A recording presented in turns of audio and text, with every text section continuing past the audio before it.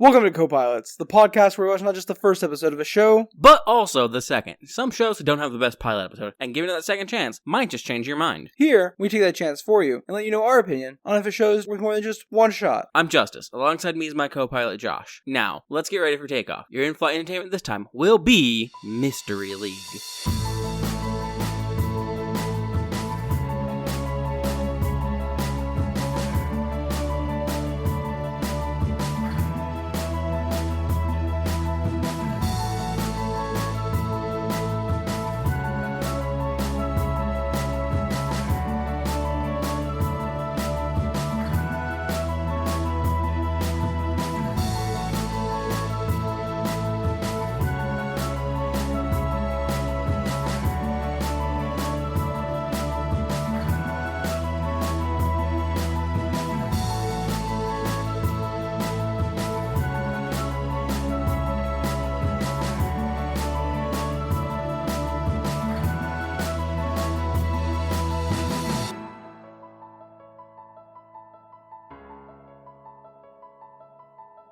So Mystery League is simultaneously a show from the year 2025 and a show from the year 2023. How is that, you may ask? And the show also has not one, not two, but technically four first two episodes? Yeah, we're only reviewing the first two episodes. Yeah. But how might that be, you might ask? And to that I'd say, did you know, historically speaking, local TV stations created their own shows to air because they couldn't rely on, like, national syndication or the ability to afford national syndication? Yeah, wild, right? Yeah, and so small TV stations, in some ways, like for some channels like PBS, still do this. Yeah. So from a little PBS station out in Arkansas came the TV show Mystery League. Yep. Which was then released on a national level in 2025. Yeah. So it was originally released in 2023, I believe, in the Arkansas area, and was released as like 11-ish, 12-ish minute episodes. Yeah, what are called half episodes. Yes. Or, yeah, half episodes. But when it went national in 2025 earlier this year, it aired 2 episodes and a half-hour episode span. From what I understand, it actually aired in batches Okay. of what would have been 4 mini episodes or 2 blocks of 2 episodes. So, however you want to take that. Yeah. But what does that mean? That means we are just reviewing the first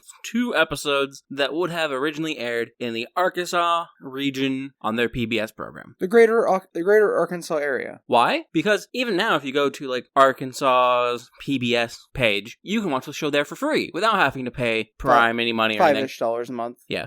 I mean, right now there is, I think, on most PBS pages, a thing to donate. Because there was this thing that this guy who is a convicted sexual predator, yeah, but also the actual leader of one of the most powerful countries in the world, and he did this thing where he demanded to sign a bill the weekend before July 4th, and it had to be this one very specific bill, and so this bill that was very terrible for a bunch of people, including the average worker. Almost everyone, really, except for, like, a few rich people. Got pushed through, and now PBS and NPR are getting their fundings cut. Yeah. And so is NASA. NASA is losing half of their science budget going into 2026. Yep. Basically a bunch of things that just, you didn't hear a fuck ton of about what they were doing, because they just used their money to continue doing the good works they already did and weren't throwing the money at, I don't know, the weirdest fucking commercials you ever seen trying to get you to join up and get killed? Wait, sorry, that's just the U.S. military. That said, good news about that bill that got pushed through the weekend of July 4th. Yeah. It increased the Department of Defense spending and the ICE budget by a whole bunch. Oh, yeah. Whole bunch. Great news. I think now, technically speaking, ICE is the 4th most funded military in the world. I think something like that, yeah. Where the other 3 are the U.S. military, the U.S. Navy, and the L.A. Police Department. Yeah, that sounds right. It's fucked up. But that is not what the show is about.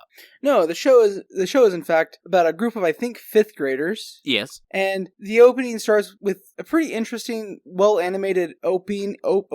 Yeah. Like, just a full-on OP. It's animated with, like, flat 2D art style, a bunch of like detective motifs and stuff. Footprints, magnifying glass. A bunch of investigation motifs is more like. And the most Gravity Falls-esque music I think you can have without just having the soundtrack from Gravity Falls. Yeah, that sounds about right. So the show itself proper opens on the exterior. Oh, we didn't give the title of the episode. The title of this episode is Time Capsule Mystery Part 1. Yes. Which does mean the episode 2 is entitled Time Capsule Mystery Part 2. It's been a while since we've had a Part 1, Part 2 opening for a show. style. This opens on the exterior of Mulberry Springs Elementary, and an announcement coming over the speaker system about a time capsule from 1973 that is going to be dug up this afternoon to celebrate its 50-year anniversary, which also celebrates the school's 50-year anniversary, and was also what they were instructed to do for the time capsule 50 years after it was buried. Yeah. The announcement ends by summoning Michael Evans, Marta Perez, and Millie Willer to the announcer's office. Yes, to which we find those 3 students, general background student reaction of, oh, you're getting called to the office, that stuff. We see them all join up in the hallway, and they seem to know each other and seem to be pretty friendly. Mikey is worried that they're in trouble. Yes. Millie is like, there's no way we're in trouble. And Marta is like 100% confident, like, yeah, no, it's nothing at all. It's fine. So they arrive to the office of the person doing the announcements, and it's the principal, Principal Platt. Yes. And in the principal's office, they sit across from her, mm-hmm. and then she announces that they are in fact sitting for the first meeting of the Mystery League. She's sponsoring their club that they put in a request for. Yes. So apparently, like, I obviously don't know the structure of how this school day works. Most schools, in my experience, you have like a morning announcement, maybe some afternoon announcements. Mm-hmm. And in a junior high or high school, you might have like a homeroom period. Mm-hmm. But I don't think most elementary classes had something like that. It was normally like, let's get like kind of right into the day sort of things. But they just have a club meeting during active school hours that seem to have been pretty early in the day. Well, also, the announcement said that they were digging at the time capsule at 2 p.m. and that it was not mandatory, which implies that the school day is either ending early this week today, or that the school day always ends at like 2 p.m.-ish. Which is wild. If it ends at 2 p.m., I hate to think about how early they have to get up. Yeah. We could probably do some research about Arkansas elementary schools and find the answers to these questions. Yeah, but I don't care. She then asks why each student likes mystery novels, because the Mystery League is about reading mystery books. Yes. And Mike says that he loves that they're full of surprises and action and adventure. Yeah. And Marta's like, I really like reading about them finding and discovering clues and how they go about finding them. Well, she also specifically highlights how much she loves their, like, gadgetry. Yeah. And then Millie is like, I just love how you can piece together the clues and story and, like, solve the mystery. She likes the solving aspect of it, yeah. Mm-hmm.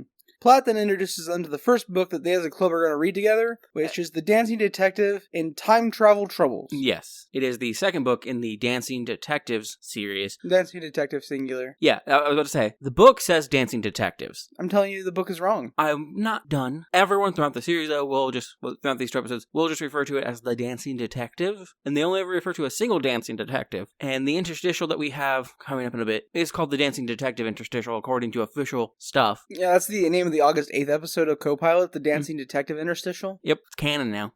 If we remember. But they all said they've already read it. And he's like, so have I, but I want us to read this one because it's about time and the past. And, we're going to be digging at the time capsule in a bit. And then the principal tells them the story about how she almost met H.I. McDoyle, the author of the Dancing Detective series. And her story is her and a bunch of other girls chased the author, who we don't get to see the face of, and he wears like a brown detective coat and a hat as he walked down the hallway of a school when she was probably in middle school. And she got like half an arm's length away from him. Yep. And that's what she means by almost met. Yeah. So then we kind of just cut to outside where they are starting to dig up the time capsule. The principal is like kind of just mentioning, hey, it's been 50 years, we're going to dig this up, and then hands it almost immediately over to Mr. Davis. And we learn here that Millie's grandmother was one of the students to put things in the 1973 time capsule. Yes. But then, before she hands things over to Mr. Davis, the principal tells us that at the end of the week, they will be burying their own time capsule. Oh, yes, sorry. And then Mr. Davis gives us some background on the capsule, including that it was first buried in 1973, which is the year the school was built. Yes. And the original principal, the first principal of the school, because 1973 was the year the school was built, left a letter detailing when and how to open it and how to find the time capsule. Yes. So,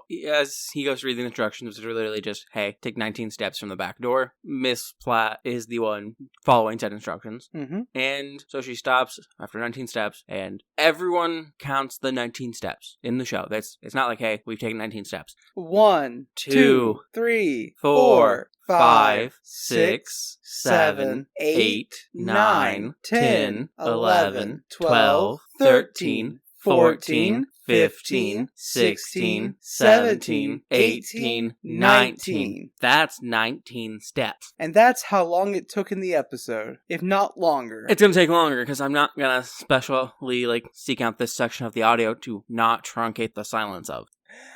Yeah, so in the episode, that's a full 2 minute scene where they count 19. Yeah, basically. It's wild. So they dig at the 19th step spot, but it's empty. There's no time capsule. And then this is where Justice's observation skills and my inability to focus long enough to actually take notes effectively and requiring the pausing and rewinding of a show to take notes coincided to blow the mystery for this 2 episodes apart without us even trying. Yeah. I think we had to go back so you could catch Mr. Davis's name and see if he was given a position of any sort. Yeah. So we went back. He's not given any position or anything. We just learned his name. But behind him, I noticed, oh, look, the cement grouting on the wall there is newer. Hey, look, there's an obvious step down from where that is. Oh, they moved the door. The area to their left is an extension of the building. The door has been relocated. It's 19 steps towards camera that they need to go. But they went 19 steps stage right. Yep. And of course, that means they found nothing. So... That's a lie. They found some dirt and some rocks. Fair enough. Confused and disappointed, the principal and Mr. Davis lead the students back inside. They just take everyone back inside. They're just like, oh no. Well, Millie yells about how the capsule has to be there. Her grandmother helped bury it. It has to be there. I personally think her grandmother's a liar, and it's helping perpetuate a long con on the people and students. Of Mulberry? Of Mulberry. Thank you. I couldn't remember his name. My brain starts with an M, and I don't know the rest. So, we then cut to home for Millie, where she is talking to her mother, who's comforting her about not finding the capsule. And her mom's like, oh, I'm sure it'll turn up. Don't worry about it. And Millie's like, yeah, but... I just want to know what Grandma put in there. And then her mom's like, yeah, but what are you guys going to put in it? Put in your time capsule. And Millie's like, well, we plan on putting something about the clubs... And then maybe a recording of the music class. Hey, did they have a way to record stuff in 1973? That's so long ago. Yeah. And her mom's like, yeah, they did, but the recording stuff wouldn't fit inside. But she maybe could have fit like this and pulls out a little case. It's not a little case. It's a big case of 8 tracks. Yeah. And she's like, and this is actually how they recorded music. This is your grandmother's 8-track collection. This collection is probably equal to the amount of music you have on your phone. Yes. She also calls it rock at one point. And I think that she just has never listened to her mother's 8-track collection because she definitely doesn't have a way to play it because none of the stuff in there seems to be any form of rock music. No, the closest was, I don't remember. A country guy. Waylon Jennings. Yeah. Who is known for revolutionizing and pioneering outlaw country music. Yeah. So, no. Not quite rock and roll. But hey, assuming they were just 8 tracks they could get their hands on, that's fine. They definitely didn't expect anyone to pause it and be like, I wonder what type of music her grandmother listened to, because it doesn't matter to anyone except for me. So... And Millie's like, oh, actually, I can just call Grandma and ask her what she put in the time capsule. And her mom immediately stops and she's like, that's no fun. Don't do it that way. You're defeating the purpose. And she's like, what do you mean defeating the purpose? And she's like, well, what would the dancing detective do? And she's like, well, he would analyze the scene of the crime and then work his way backwards as we figure out what happened. And mom's like, well, then why don't you do that? Yep. So we then cut to school where Millie storms out to her friends. Specifically lunch the next day. And it's like, hey guys, we need to find out what happened to the time capsule. We're going to solve the mystery together. And Marta's like, that's not what the Mystery League is about. We read detective books. We're not detectives. And then in a non sequitur, Mike's like, yeah, so my dad told me back in the 1970s when that time capsule was buried. It's not completely non sequitur. They talk about old stuff briefly. No, it's a non sequitur. He's like, yeah, so my dad told me back in the 1970s when they buried the time capsule, you could buy comics for a dime. Yes, and then we see him, I guess, organizing his comic collection. And we see his little brother. We didn't know he had a little brother till this point, but his little brother knocking over his stacks of comics. His little brother's name is Terrell, and the only line we get from Terrell this entire time is after he knocks it over going, yeah, yeah, yeah, yeah, yeah. And then we immediately cut back. So the group go to the back of the school and start to look around. Mike trips on what looks like a paving stone or a step, which is going in the wrong direction to be a paving stone or step for the current walkway. Yep. They then try to figure out what clues they have, and they decide that they should start at the first clue, which is the letter with the original instructions. So they run back into the building, and as the door closes behind them, the camera zooms in on a tiny little bronze plaque above the keyhole on the door to show that it was built in 1986, not 1973. And then we're hit by the biggest, to be continued. Yeah, we are. So Josh, after episode 1 of Mystery League, what are your thoughts? I don't want to roast the show. Yeah.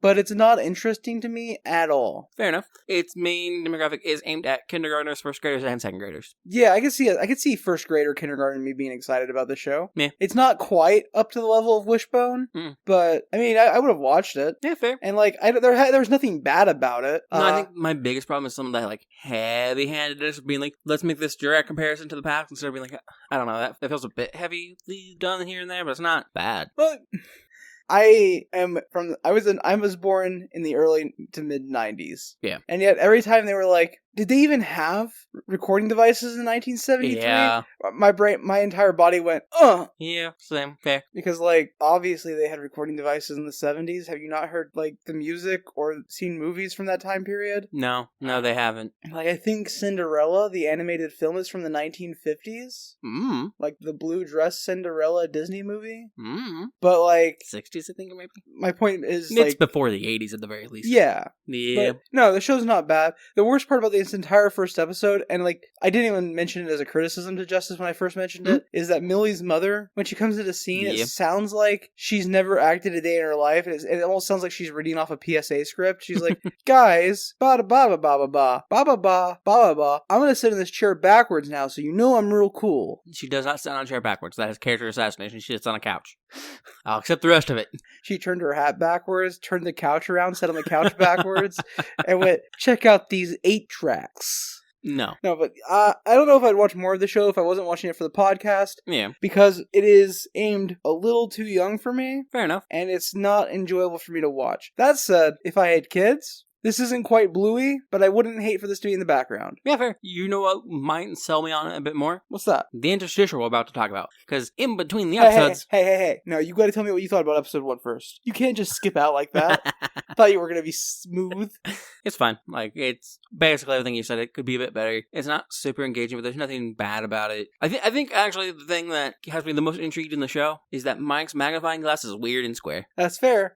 You know, the interesting thing is, though... What? I specifically called it the worst actor or actress in this episode. Mm-hmm. And it wasn't one of the kids? And it's none of the children. No, the kids are fine. Mm-hmm. Mm-hmm. So, what's this interstitial in between episode 1 and 2 that we had to watch? It's just a song from The Dancing Detective about the past and the present. And it's just honestly kind of a vibe. It's not bad at all. And how you can't have the past without the present. Mm-hmm. And a lot of things have changed since the past to the present. Yep. But not everything has changed. Some things stayed the same. Yeah, some things. Those are roughly lyrics to the song. Yeah, he's not wrong. Not exact lyrics, but it should be enough that you get the vibe. It's kind of a bop, though. Yeah, it really is. It's, like, astounding, like, it's that good. And I thought the, like, little interstitial music video was really good, too, until they incorporated live backup dancers to the animated Dancing Detective. Yeah. He didn't need live backup dancers. No. This could have just been a fully animated 2-minute bit. Yeah. But now on to episode 2. Time Capsule Mystery, Part 2. Part 2? Do? Do? How do you say it in French? D-E-U-X? Do. Part 2, yeah. So the Mystery League run into the principal's office, which surprises the principal, so she throws a bunch of papers on the floor, because that's what you do when you get surprised. I do throw things when I get surprised, but normally at whatever surprised me. And the principal's like, hey, while you're here, can I get some suggestions regarding what we can put in the time capsule? Yeah. And the kids all have lame ideas. I don't know. I like Marta's at first, which is literally just like, yo, here's a picture of my cat. My cat's adorable. And the teacher's like, the principal's like, yeah, but we want things that are like more related to the school and the student body. And if I'd been Marta in that moment, I'd been like, I'm part of the student body. This is my cat. Also, I guarantee you, if we asked the student body, most of them would be down with putting a picture of my cat in that time capsule. Just saying. But that obviously doesn't happen. Instead, they're like, maybe like a newsletter about the Harvest Festival. Or a yearbook that we've all wrote in. Yeah. Or a recording of the school play. From the drama club. Yeah. To that I say, phooey. All of these ideas are lame. Yeah. Put a picture of Marta's cat in the box. Or, better yet, put an episode of Hong Kong Phooey in there to confuse them about what time period the time capsule was buried in. Or, even better, put a box inside of the box, inside of my head, and there's a key to the box. And when you open it up... It's Marta's cat. And maybe the cat's alive or dead, who knows? I was making a Blue Oyster Cult reference. I know you were. Which, ironically, even though it's Blue Oyster Cult is not from the 70s, it's actually from the 2020s because it's off their new album. Yep. There's a box in my head, inside of that box, it lies another box within. Yeah. Yep. But anyways, they make their suggestions. She thanks them, and then the kids are like, oh yeah, but what we came in here for was we need the directions to find the time capsule. She's like, oh yeah, sure, here you go. So they take it, and they run back outside. And so, back outside. They are reviewing the directions, like, yeah, no, this is 19 steps. This should be where it's at. And so they start trying to theorize about where the time capsule could be. And then, as they're about to give up and go back inside, not not Marta, Millie sees a placard on the door that says No. No. You're not wrong. That does happen. No. But we have to have the best dumb suggestion I've ever heard. So another one of them trips over the paving stone. Yeah. I believe it's Mike this time. He tripped over the first time. So it's Marta this time. And they complain about it, and then they're like, well, what would the dancing detective do? Because they bring that up again. And he's like, I don't know. It's almost like it's just moved. And they're like when the time machine's marker moved or whatever, what would even cause anything like that to move? And Mike makes the suggestion that there was a backdoor burglar who stole the back door to the school and then moved it somewhere else. The crazy thing is, he's the most right out of all of them. So as they're about to give up and go back inside, Millie notices the placard on the door that says 1986 instead of 1973. Yes. And they run off to the principal's office again. And scare her yet again, and she throws everything in the air again, and it's more stuff she's holding this time. And they're like, we need to see plans about the changes to the school's schematics over the years. And the principal's like, I have no idea what you're talking about. I know nothing about that. Although there is a convenient pile of papers in the corner that has all the information you'll ever need on that. Yep. So they take the stack of documents to the library to browse through them, but Millie is really upset because she really wants to know what her grandma put in the capsule. Yeah. And she's just complaining to the group about how her mom stopped her from talking to her grandma about it, and they're just like, yeah, that does suck. And then Marta's like, in another complete non sequitur, my abuela told me last night, they didn't even have cell phones in the 70s. That one was not a non sequitur.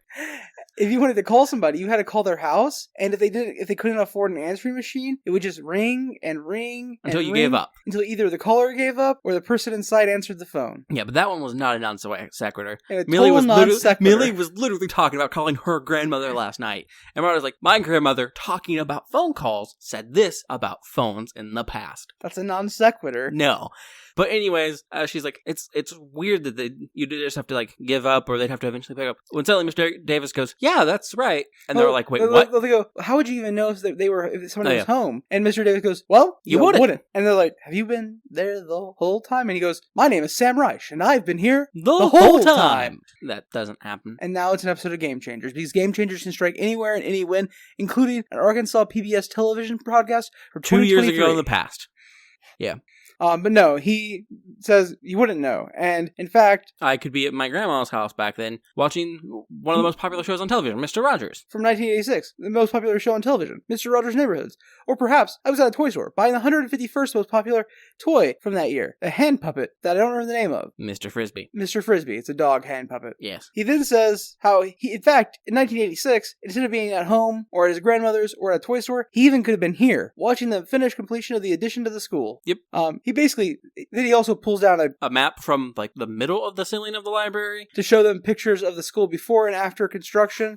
And he basically like points out exactly the door we were talking about. Yeah. And then they go, was that map always there? And he walks off. Well, Mike asked that question, and the other two don't respond to him, and then he's like, also, was he always here? It seems like he was just waiting to explain that to someone. Yeah, so then they can ignore what Mr. Davis just showed them, because he did just solve the mystery for them. Yes. And instead, they continue looking through the documents they have until they find a picture showing that the back door was in a different spot. The spot that Mr. Davis just showed them. Yes. So they figure out where the back door used to be, and head back outside to where they count 19 steps. Should we do it again? Mm-hmm. 1, 2, no. 17, 18, 19. Yeah, so they dig up the spot. And what do you know? There's a time capsule. So we then cut to a unboxing ceremony for the time capsule where the principal publicly congratulates the Mystery League before they open the time capsule, where the principal reads the letter that was left inside the time capsule for the future people of Mulberry, thank you. And then as she's pulling stuff out of the time capsule, Principal Platt hands Mr. Davis something. And he runs off. Yep. And the members of the mystery look at each other like, that's weird, but okay. And the two other things I think we see from inside the time capsule are a news article talking about the Harvest Festival. It's a program from the Harvest Festival. And a newspaper talking about a school cook who won School Cook of the Year. That's it? Yeah. Then Principal Platt shows their time capsule and what all they will be burying for the people of 2073 to dig up. She also gives the Mystery League the honors of closing up the time capsule before they bury it. And as they start to bury the 2073 time capsule... I mean, I would like to point out that their time capsule was also pretty boring, except for apparently one kid provided a book that it seemed Platts didn't vet because was confused to see, which was a book of 3 generations of information of the best places to hide around the school. For hide and seek, yeah. Yes. Which honestly, that one's actually a neat inclusion. The rest were like pictures. Newspaper. Yeah. Yeah. The basic bitch shit. Yeah, the stuff you can find by going to your local public library and looking things up on the internet or through the newspaper machines. I can't remember the name off the top of my head, and I know it. So, as they're burying that, Mr. Davis comes back out.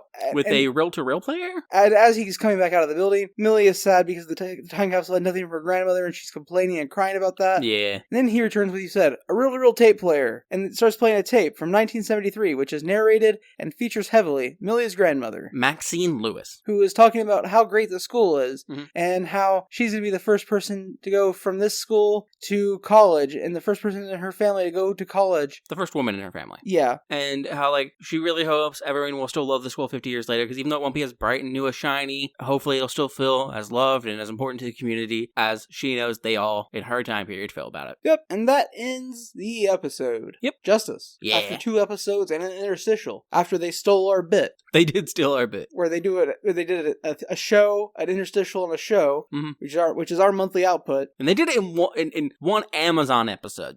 Would you watch more? And did you enjoy The Mystery League? I don't think I would ever actively watch more of the show. Just because it doesn't have, like, the heartwarming nostalgia of Mr. Rogers to me. Which, let's be real, is a huge reason why I would watch Mr. Rogers more if I was going to. Because I think if you gave me a new personality nowadays who did basically what Mr. Rogers does, I probably wouldn't watch it. No offense to that new person, said new setup. It just doesn't have that nostalgic oomph. Doesn't hit me in the feels the same way. Yeah. But I could see this show being, like, a really good kid show. It's something I would have enjoyed when I was younger. And, like, I have no issue with it. I've been pretty upfront that Wishbone is one of my favorite shows from when I was a kid. Yeah. And Wishbone is, if you go back and watch it, not that good. Fair. But I would still watch an episode of Wishbone today. Yeah, because nostalgia has power. But because this show has none of that, I don't really, like, care about it. But I could see where it could be that for someone else. But I am excited for this to be somebody else's Wishbone. Yeah, and, like, what I'm not excited about is the fact that the main cast are all Mike, Marta, and Millie. Yeah. Like, we could have done something other than M names, please? Like... And a thing I didn't mention about the show, I told you I was going to, it was a joke, just because they don't have good discussion points on it. But, like, an example of, like, how PBS can work in conjunction, and part of the reason why it should be funded, is this show, if you go to, like, I think it's the Arkansas PBS site, it has... you can find lists of these shows and watch those there, but it also has, like, subsidized material for, like, teaching academic lessons, like, and it's ways to have guided talks. And it's approved by the Arkansas Board of Education, right? Yeah, like, I believe so, because it talks about the standards it's aiming at. Yeah, it's the official academic standards to accompany the show. Yeah, so, like, that's super fucking neat. And, like, you don't get that with other television shows, really. But you get it with some PBS products, because they're meant to help kids learn and understand in a way that's entertaining, because we know, hey, if we make this entertaining, it sticks better, and people want to learn it more. Well, there's a reason why everybody knows Bill Nye the Science Guy. Fucking exactly. Bill. It's because he made learning fun. And guess what? I think Bill Nye started with PBS? Bill Nye was PBS, yeah. Guess what? He came with an academic subsidized learning and materials. So Bill Nye the Science Guy, obviously fun and learning. Mr. Rogers, fun and emotional learning. The show, fun learning about how to apply deductive reasoning skills. And in these 2 episodes, learning about how time has changed. Yeah. Looking at the thing from most what I can understand, the show seems to be mainly aimed at, like, history, geography, and civics. It seems to be most of the talking points are about. And honestly, that's actually dope, because I can't think of, like, any real shows I was shown as a kid for, like, an educational setting that weren't aimed at, like, science or math. Yeah, there was they were aimed at the science fields, not history or English or anything like that. Like, you might get some English with, like, Rainy Rainbow and stuff, but that wasn't really a thing I'd ever have in school. Take a look, it's in a book. Well, there was also Magic School Bus. Yeah, and, like, that would occasionally sometimes hit some history, but it's also still mostly science. Yeah. But, like, having a good show about history and geography and civics, yeah, fucking do it. Yeah, so I think both of us come down to the idea that this show is not for us. It's not meant to be. But it's not meant to be, and it's still an important show that should exist. So if you have children, I think Mystery League is probably great if they're, like, old enough to speak and like, understand language. Hey, according to the curriculum setup, until they're in 2nd grade. Yeah. Maybe by the time they're in 2nd grade, they're like, it's a little bit lame, but, like, that's fine. It doesn't seem bad. So that's the second of our 4 installments for some installments for PBS Summer. And we want to remind you that even if you're not, like, actively supporting our podcast, what you should be actively supporting is PBS. There's a myriad of links, and you could pretty much go to any PBS station's website. Yeah, and there's a PBS station website for basically any state or region, or sometimes even cities. Like, I found one, literally looking at the show, I found 3 different ones. I found one for the Rocky Mountain area, one for Arkansas, and one for, I don't remember what the other one was. And it's easy to think about how, like, PBS stations for LA or New York and, like, Colorado, or like these liberal or democratic bastions, these PBS stations are probably going to maintain funding and probably still exist. Yeah. And it's easy to, like, in our own pettiness, because we're all a little petty, be like, well, who gives a shit if Tennessee doesn't have PBS? They fucked around, they get to find out. Who gives a shit if Florida doesn't have PBS? But you know who didn't fuck around and who didn't get a say in any of that shit? The fucking kids there. The ones who would be learning from it. Mm-hmm. So, while it might feel good to spite the people who are fucking us over as a country, it's better to be the better person and help maintain these shows for the children of the future. Because shows that are teaching good, smart values and just like having good basic knowledge. Because guess what? That'll make them better, more well-rounded people in the future. And which hopefully prevents stuff like this from happening. They'll be better than the fucking people who voted for this fucking bill. So, thanks for flying with us. If you want to contact us, there's a myriad of ways to do that. You can email us at copilotsreview@gmail.com. You could hit us up on Blue Sky at Copilots Review. Or you can find a link to both of those, as well as our YouTube, our Patreon, other stuff. Our Discord, that's one. By going to Blue Sky. By going to copilotsreview.simplecast.com. Yeah, that's the one. And remember, thank you for flying with us. And please, fly again soon. And please support PBS Kids. Or PBS in general. Or NPR. Please support publicly accessible and created art. Yeah. Thank you.